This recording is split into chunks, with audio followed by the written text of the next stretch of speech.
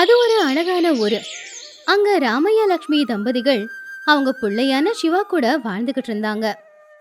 அவங்களுடையது ஒரு விவசாய குடும்பம். சிவாவுக்கும் பட்டணத்து பொண்ணு சீதாவுக்கும் கல்யாணம் நடந்துச்சு. சீதாவோட பிறந்த வீடு பணக்கார வீடு.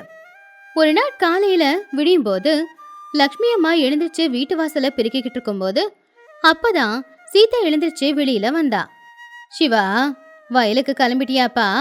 உனக்கு சாப்பாடு கட்டி வச்சிருக்கேன். வெயிலு ஏறதுக்கு முன்னாடியே சாப்பிட்டுடுப்பா. சரிம்மா. அப்பா எங்கம்மா? அவரு காலையிலே போயிட்டாருடா. உன்னதான் கொஞ்ச நேரம் கழிச்சு வர சொல்லி சொன்னாரு. இந்நேரத்துக்கு அவர் வேலையை முடிச்சிருப்பாரு. ஐயோ, என்னம்மா சீதா, எதுக்கு வெயில்ல எழுந்திருச்ச? இன்னும் கொஞ்ச நேரம் படுக்கலாம்ல? அத்தை, கல்யாணமாகி 1 மாசம் ஆச்சு. இன்னும் என்ன சும்மாவே உட்கார சொல்றீங்களே? பட்டணத்துல வீட்டுல வேலை செய்ய வேலைக்காரங்க இருக்காங்க தான். ஆனா இங்க இந்த குடும்பத்துல நானும் ஒருத்தி தானே. லக்ஷ்மி அம்மா கவலையா, ஐயோ வேண்டாமா, நீ வேலை செய்யக்கூடாதுமா.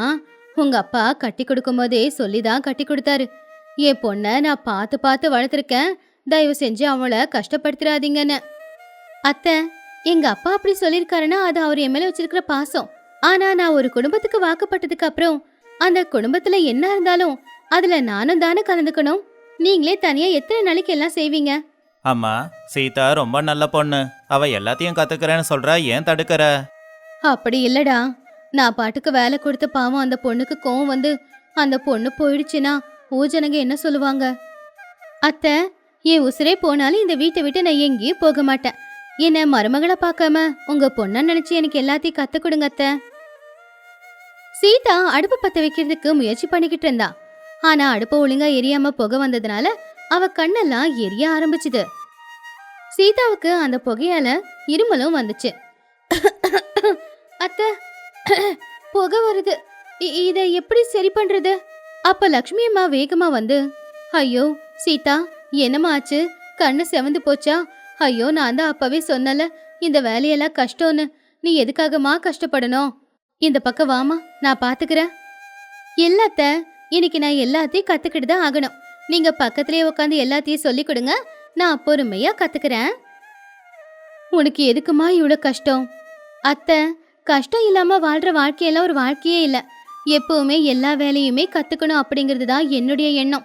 நீங்க சொல்லி கொடுங்க அத்தை, எல்லாத்தையும் கத்துக்கிற தைரியம் எனக்கு இருக்குல்ல.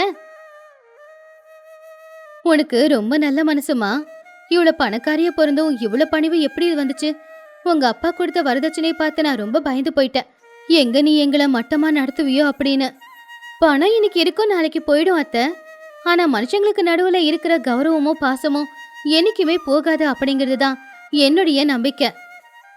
மதியம் 12 மணி இருக்கும். சூரியன் நெருப்ப அள்ளி கொட்டிக்கிட்டு இருந்தான். வயல்ல ராமையா சிவா 2 பேரும் கஷ்டப்பட்டு வேலையை செஞ்சுக்கிட்டு இருக்கும்போது சீதா கூடையில சாப்பாடு கொண்டு வந்தா. அத தூரத்துல இருந்து பார்த்த ராமையா, ஐயோ, என்னம்மா சீதா, இந்த வெயில்ல நீ ஏம்மா வந்த? சீதா கூடையை இறக்கி வச்சு, மாமா சாப்பிடுற நேரம் ஆச்சுல, நீங்க சாப்பிட வேண்டாமா? அதனாலதான் உங்களுக்கு சாப்பாடு கொண்டு வந்தேன். நீ ஏன் சீதா வந்த? இந்த வரப்புல உனக்கு கால் வச்சு நடக்க தெரியுமா? கால் வழுக்குனா பிரச்சனை. என்னங்க, என்னை பத்தி கவலைப்படாதீங்க. வயல்ல இறங்கி நானும் வேலை பாக்குறேன். வயல்ல மூலையில நிறைய களச்செடிங்க இருக்கு, அது எல்லாத்தையும் பிடுங்கி போடலையா? இல்லம்மா, நேரம் கிடைக்கல, அதான் அதை அப்படியே விட்டு வச்சிருக்கோம். அப்படி விட்டுட்டா எப்படி மாமா? தண்ணி வீணா தானே போகும். சீதாவை கட்டிக்கிட்டு இருந்த புடவைய தூக்கி சொருகிக்கிட்டு ஒரு மண்வெட்டியை எடுத்துக்கிட்டு போய் அங்க இருக்கிற களச்செடி எல்லாத்தையுமே பிடுங்கி போட்டான். ராமையா பாத்துட்டமா, ஐயோ சீதா, நீ எதுக்கம்மா இந்த வேலையெல்லாம் செஞ்சுக்கிட்டு? அதனால என்ன மாமா, இந்த பூமி தாய் தானே நமக்கு எல்லாத்தையும் கொடுக்கறா. அப்படி இருக்கும்போது ஒரு தாய்க்கு சேவை செய்ய வேண்டியது பொண்ணா என் கடமை தானே. ராமையா ரொம்ப பெருமையா, சிவா, நம்ம வீட்டுக்கு வந்திருக்கிறது மருமக இல்லடா, மகாலட்சுமி. மகாலட்சுமி தான் வந்திருக்கா. ராத்திரி எல்லாரும் சாப்பிட்டு உக்காந்துக்கிட்டு இருந்தாங்க. விளக்கோட வெளிச்சத்துல ராமையா முகத்துல ஒரு கவலை தெரிஞ்சுது. இந்த வருஷம் நெல்லு பயிரிடலான்னு பார்த்தா தண்ணியும் இல்ல, கரண்ட்டும் எப்ப வரும்னு தெரியல. மாமா, என்கிட்ட இதுக்கு ஒரு வழி இருக்கு. இந்த தடவை நெல்லு பயிரிடாம சொட்டு நீர் பயன்பாட்டுல காய்கறி வளர்க்கலாமா? என்னம்மா சொல்ற? இது என்னன்னு எங்களுக்கு ஒண்ணுமே புரியலையே. அது ஒண்ணும் இல்ல மாமா, எனக்கு கொஞ்சம் விவசாயம் தெரியும். நிறைய புத்தகத்தையும் நான் படிச்சிருக்கேன். இங்க சிகப்பு மண்ணு அதிகம் இல்லையா? இதுல மல்லி செடி, மிளகா செடி, தக்காளி செடி இதெல்லாம் நல்லா விளையும். தண்ணியும் அதிகமா தேவைப்படாதான். ஆனா நம்ம ஊர்ல எல்லாரும் நெல்லதனமா பயிரிடுவாங்க. நாம புதுசா இப்படி பண்ணா ஊர்க்காரங்க சிரிச்சாங்கன்னா, யாரோ சிரிக்கிறாங்கன்னு நாம நஷ்டமாக முடியாது இல்லையா அத்தை? விளைச்சல் வந்ததுக்கு அப்புறமா அத பார்த்து சிரிச்சவங்களே ஆச்சரியப்படுவாங்க. சரிம்மா, நீ இவ்வளோ நம்பிக்கையா சொல்ற. நீ படிச்ச பொண்ணு, நீ சொல்றத நாங்க கேட்கறோம். சில மாசங்களுக்கு அப்புறமா அழகா மல்லிப்பூ செடியும் மிளகா செடியும் வளர்ந்து நின்னுச்சு. சீதா அப்பதான் பாட்டு பாடிக்கிட்டே மல்லிப்பூவை பறிச்சா. என்ன ராமையா, பச்சை பசேல்னு இருக்க வேண்டிய வயலு வெள்ளையா மாறி இருக்கே. மல்லிப்பூ வாசம் ஊரையே தூக்குது. ராமையா பெருமையா, இதுக்கு காரணம் என் மருமக தான். அவ தான் ராத்திரி பகலா கஷ்டப்பட்டு எங்களுக்கு நிறைய புது விஷயங்களை சொல்லித்தாரா. அப்போ சிவா அங்க வந்து, ஆமாங்க ஐயா, இப்ப நல்ல லாபம் கிடைக்குது. நெல்லை போட்டிருந்தா இந்நேரம் எங்களுக்கு நஷ்டமாயிருக்கும். அப்போ லக்ஷ்மி அம்மா பெருமையா, பாத்தியாமா, ஊருக்காரங்க எல்லாரும் உன்னை பாராட்டுறாங்க. உனக்கு எந்த வேலையும் தெரியாதுன்னு உன்னை அமைதியா இருக்க சொன்ன.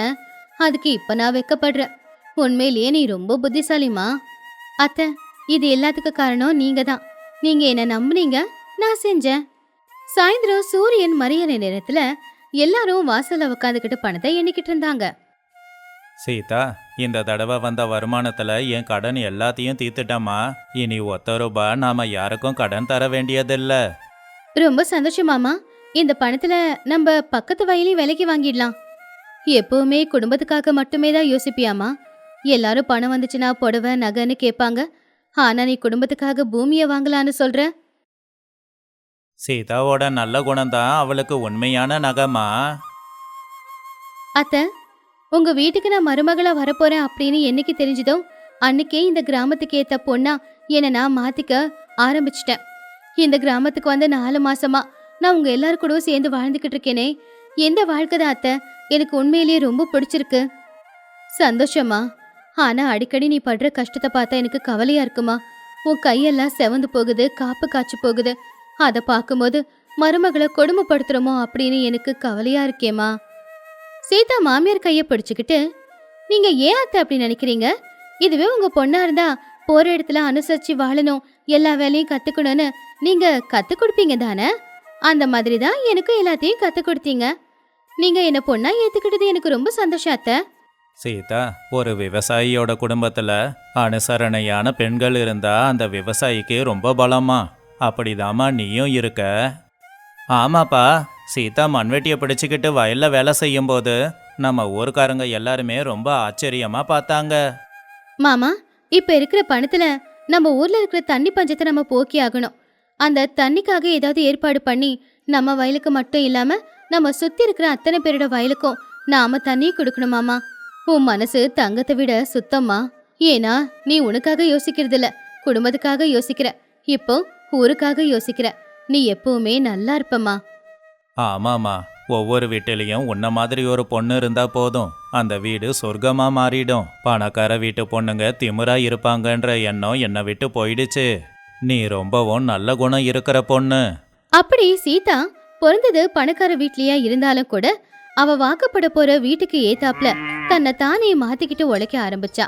இப்போ அந்த குடும்பம் முதல்ல இருந்ததை விட ரொம்பவும் சந்தோஷமா வாழ்ந்துகிட்டு இருந்துச்சு. சீதா அந்த குடும்பத்துக்காக மட்டும் இல்லாம ஊருக்காகவும் யோசிச்சு சில வேலைகளை செஞ்சா. அதனால இப்போ அந்த குடும்பத்தோட சேர்ந்து அந்த ஊர் மக்களும் ரொம்ப சந்தோஷமா வாழ்ந்துகிட்டு இருந்தாங்க. இப்படிப்பட்ட மருமக வந்ததை நினைச்சு மாமனார் மாமியார் 2 பேருமே ரொம்பவும் பெருமைப்பட்டாங்க. அது மட்டும் இல்ல, இப்படிப்பட்ட பொண்ணு தனக்கு மனைவியா கிடைச்சதை நினைச்சு சிவா கூட எப்பவுமே பெருமைப்பட்டுக்கிட்டே தான் இருந்தான்.